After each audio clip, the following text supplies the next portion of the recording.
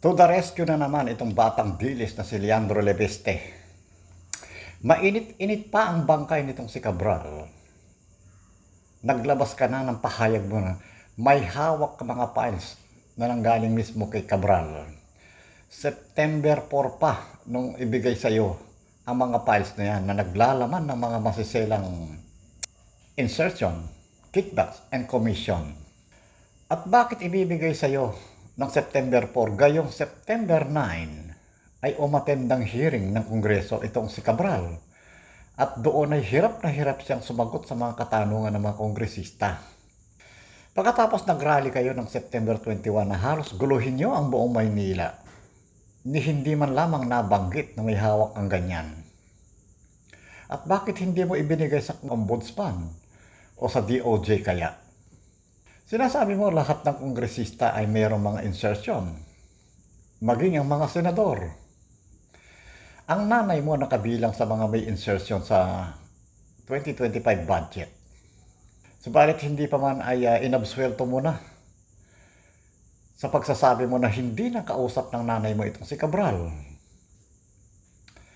Pagkatapos nagbanggit ka ng isang pangalan na kongresista na itong si Redon na mayroong 150 million pesos na insertion. Bagay na inalmahan ito ni Redon. Papaano mangyayari yung samantalang naging kongresista itong si Redon nito pa lamang May 2025? Akala ko ba may listahan ka?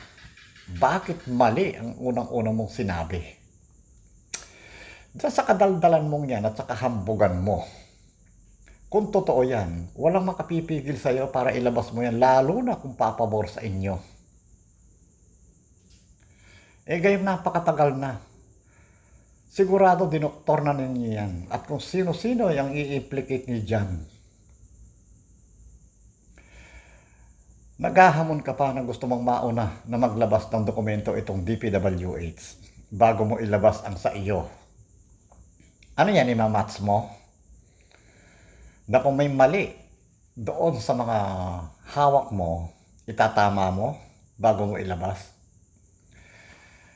Alam mo, bata ka pa nawawalan ka na ng credibility.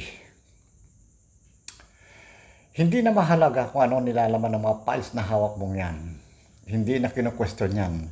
Ang kino-question ngayon ay ang kredibilidad mo.